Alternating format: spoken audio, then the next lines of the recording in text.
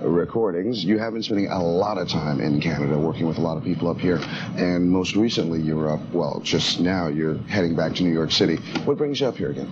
Well, I did a couple of what I call spoken word performances, one at the University of Western Ontario, and Philip who? Who? Oh, yeah, that even made it down to the States with people claiming that it's too politically correct, and the politically correct are the new thought police for trying to criticize people like Mr. Rushton and things like that. There was even an issue that came out in Newspeak magazine called the Beware the Thought Police, and I figured, oh, maybe I can actually put down money for Newspeak again. Maybe they're finally talking about these fundamentalist ministers trying to knock Madonna videos and Public Enemy and Two Live Crew off the air and out of record stores and off radio. But oh no, the thought police are people such as African Americans, feminists, Asians, Hispanics, people who want something in these school curriculums other than white male European history, and also part of an attempt to wipe out knowledge of how successful resistance against the Vietnam War was as a way of cementing in place the New World Order. Even Patrick Buchanan, of all people, said it was now that, quote, the Reagan Revolution is complete politically in the 1980s. We have to have a cultural revolution in the 1990s to cement it in place by stamping out smut and, just anti-government artists, he put it in very similar language to Hitler when he was first rising to power in the late 20s and early 30s. Gay bashing, minority bashing, Jew bashing, you name it. In this newspeak, it says the thought police are this, quote, plunk down a professor from Princeton, say, at the University of Wisconsin at Madison, show him a student in a tie-dyed t-shirt with open-toed sandals and a grubby knapsack. What, no briefcase? Dangling a student union issue environmentally sound reusable plastic cup. In other words, recycling is bad. And he'll recognize the type instantly. It's PC person. Politically correct, in other words. They accuse the so-called politically correct of being the new McCarthyism. What it really is McCarthyism against people who don't toe the line and look the other way when people like Mr. Rushton in Western Ontario start espousing theories that were supposed to have died out with the Nazis. And we have people saying things like, I feel that an American student should know American history before he or she turns to Afro-American history or Asian American history or things like that. And it turns out the same writer who wrote this cover story presenting it as impartial news in Newspeak was also part of another part of what really is a culture war against artists and journalists who want to present a view of society different from the New World Order. Rap rage. Oh, I remember that. Yeah, notice they use an Amos and Andy a shot of Tone Loc on the cover. Yeah. Can we get a close-up of that? And right in there. Get ready for what they have to say. Here's Public Enemy, the rap attitude. Tiny little picture of Axl Rose down here, but this is how they describe Public Enemy: as scary as sudden footsteps in the dark. Playing on what Bush did to turn his presidential campaign around and beat out Michael Dukakis, where one prisoner out of hundreds who escaped from a furlough program where when Dukakis was governor of Massachusetts, committed more crimes, and they showed his mugshot over and over and over again. His name was Willie Horton, and the subtle message was, if you vote for Dukakis, black people, who of course are criminals, are going to be in your neighborhood. And Bush won in a landslide. They also say this. What they're talking about here is how bad the culture of attitude is. Attitude. You're not supposed to have any attitude if you're young. You're just supposed to go to business school, shut up, and shop. Quote, attitude primarily is a working class and underclass phenomenon, a response to the diminishing expectations of the millions of American youths, imagine that, who forgot to go to business school in the 1980s. And on top of it, they mention Shut Up and Be Happy by Ice-T, which used a sample off of my No More Cocoon spoken word album, the text that I read earlier in my newscaster get up there, and this is how they describe Shut Up, Be Happy. Quote, if she's lucky, she gets made love to with a flashlight. Yeah, sorry. Real good research, and this is presented as impartial news in magazines like Newspeak, but they do offer an alternative. Back to back with the Thought Police issue came Young Americans Return to God. And you open it up to the table of contents. I don't know if you can get a close-up on this, but look at this prototype New American family here that makes Donna Reed look like Gigi Allen or something. Well, you can barely see that, but it is a family of about 4 or 5 standing at a bus stop. Not just any bus stop. First Baptist Church. And then it says, quote, having transformed American society as they march toward middle age, the nation's 75 million baby boomers are leading a return to organized religion, even though their own statistics later on refute that. Quote, much of the revival is fueled by the boomers experiencing parenthood. They want a place for their children to acquire solid values, the same kind of solid values as Jim and Tammy Baker or Pat Robertson or other Christian supremacists of that type. Well, are you finding, coming up to Canada, are you finding that the American attitudes are being brought over this way? Oh, there's an active attempt to push that, actually. You'll notice the anti-abortion people have been creeping up here, and of course been, more successful, I suppose, in Saskatchewan or Manitoba, where forced Christian school prayer in public schools is still an issue. And we still have native rights, which is a big issue. Before we go on any further, let's go to one of those scary pieces of music by one of those scary artists. This is Public Enemy, Fight the Power on Much Music in Stereo. We'll be back with more from Jello. Playback. Having a few problems. The track's called Fight the Power. In the studio with me is Jello Biafra. Well, that video, I hadn't seen it before because I hardly ever watch rock video on TV at all. But it's kind of reminded me of the night Bush started bombing and people stormed all over the streets in San Francisco, and hardly any of the newspapers admitted it even happened the next day, except focusing for a small minority who kicked in a few windows or something like that. Yeah. But that's part of the culture war I'm talking about, is why are they picking on Public Enemy and trying to lump them in the same category with Two Live Crew, or using Two Live Crew as a bait to get people into the idea of picking on NWA or Public Enemy. What they're worried about is more people, especially white suburban teenagers, listening to black music and thinking, wait a minute, we can fight the power too. Yeah. And why not? It could even be fun.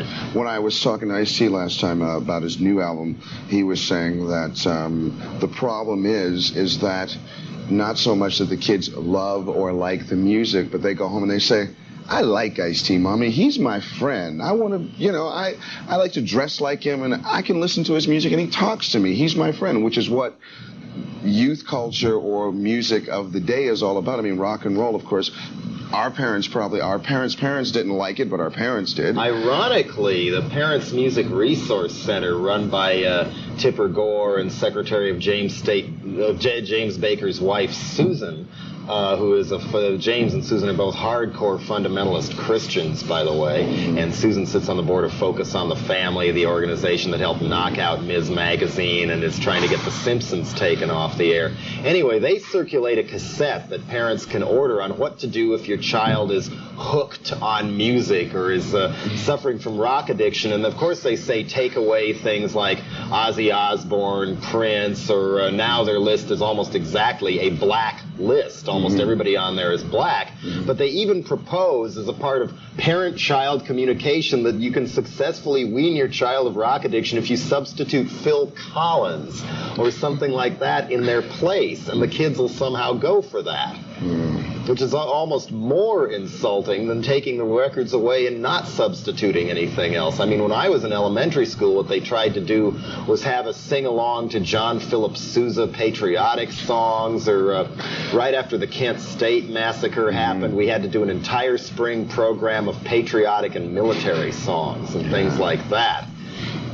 Are the parallels in in rap, I always looked as rap as sort of punk or hardcore was to rock and roll, the sort of DIY factor. You did it yourself, and there's a huge tune-out factor for parents and other people who aren't with it at the time. Well, I think in spirit, a lot of it is going after the same thing, especially if songs like Fight the Power or Fuck the Police or something like that. I mean, the Rodney King video in L.A. of the LAPD dragging that guy out of the car and beating the living daylights out of him, we saw that happen at our concerts in Los Angeles and other towns. That's standard procedure in American police departments. And I think the difference with rap is it kind of snuck around and got in the back door because white corporate America wasn't keeping an eye out for it, and all of a sudden people got hooked on it because there was a conscious decision among major labels not to sign punk and hardcore bands. I mean, quote, "We don't want another 60s" or something like that. And then rap did the end around and got this huge audience because the independents got strong, and the people who sell the Real Drek or the Mississippi Queen revival videos or something boring like that, they were thinking, oh, we can just segregate this into the black charts. And they, just like they did with rock and roll in the 1950s, they just figured if we can make it a racial division subculture, we won't have to worry, and all of a sudden it caught on anyway. And so that's why they're coming down so hard on it now. New Kids on the Block or Vanilla Ice or something, no problem. I mean, now they even have their own Pat Boone in Vanilla Ice, and if you recall from the 50s, radio was so segregated that you couldn't hear a Little Richard song on pop radio. You heard Pat Boone covering a Little Richard song. And ironically, some of these same baby boomer PMRC parents who want to ban rap now are the ones saying, oh, we relate to things like Tutti Frutti, All Rudy, Wop Bop a Loop Bap a Lop Bap Boom. That really meant something to me, said one of the PMRC co-founders. And all she ever heard was the Pat Boone version because her parents were keeping Little Richard off the air. Now, what are people going to see you doing soon? What are they? I mean, there's a large project out there, a few other things. When are you going to come back musically? Well, I'm hopping around still. I mean, one thing I discovered after Dead Kennedys broke up, not really discovered, but vowed to do, is not to just wind up on the rock and roll treadmill. I wanted to spread myself out and experiment as an artist. Even if I found out I couldn't do any other things, why not at least try? So the spoken word performances began and then mushroomed into what I do now with it as a very information-oriented entertainment, art as journalism, as the way I fight the power. I report what's on my mind, but do it in a way that people who wouldn't want to wade through the stuff I do to get the information can find out about it. And then I was asked to be in a film in Canada called Terminal City Ricochet, which I guess is showing right now on one of your cable networks. And ironically, playing the head of the secret police, kind of Oliver North, William Bennett, the drug czar, and Lee Atwater, the man who ran the Willie Horton ad, all rolled into one, with Peter Breck, who won an Emmy for as Nick Barkley in The Big Valley, being the mad dictator, and I was his hench creature or whatever. Anyway, so I was asked to record a couple songs for the soundtrack of that, and those went, so that was one with DOA and one with No Means No. That did so well, I figured, why not do what I did on a whim with Al Jorgensen and Paul Barker of Ministry that launched the Lard Project. Was just let's make more songs. So we did, and then those albums are finally done, and there's another one that got hatched that'll probably be finished and out by the fall that I've been working on with members of Steel Pole Bathtub, a up-and-coming grunge noise outfit from San Francisco, and Charlie Tolnay, who used to play in an Australian band, kind of their Flipper Butthole Surfers equivalent back when, called Grong Grong. Now he's in a band called King Snake Rooster, records for Amphetamine Reptile, just a completely bent guitar player. He'd never been to the United States before. I had no idea if he ever would be again, because King Snake Rooster was touring. So, okay, let's lasso Charlie, and we borrowed Steel Pole Bathtub. 3 days of rehearsal, 2 days in the studio, and we got 9 songs. It wasn't finished. We just got the bed tracks for it. Then I had to write the lyrics, which is really tough for me to do. I'm not a natural writer. I just force myself to write the stuff I do. Once Tumor Circus, that's the name of that one, is Tumor Circus. There's a single out now, album on the way, plus another spoken word album called I Blow Minds for a Living, out in about 3 weeks. So if you missed my show, you can get it that way. And after Tumor Circus, I'm going to write more songs, which may spin off into spoken words, since Bruce's diary on the Biafra No Means No album was a diary I made to build my character for the Terminal City Ricochet movie, even masturbating as this guy, just to see what would happen with a tape recorder on. And then I figured I should transcribe this and make it into a song.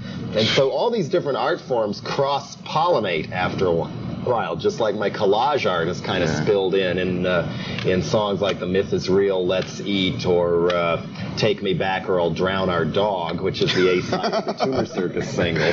All right, we're going to get out of here, but I want to let people know the DOA project and a lot of the other stuff is available on Fringe here in Canada.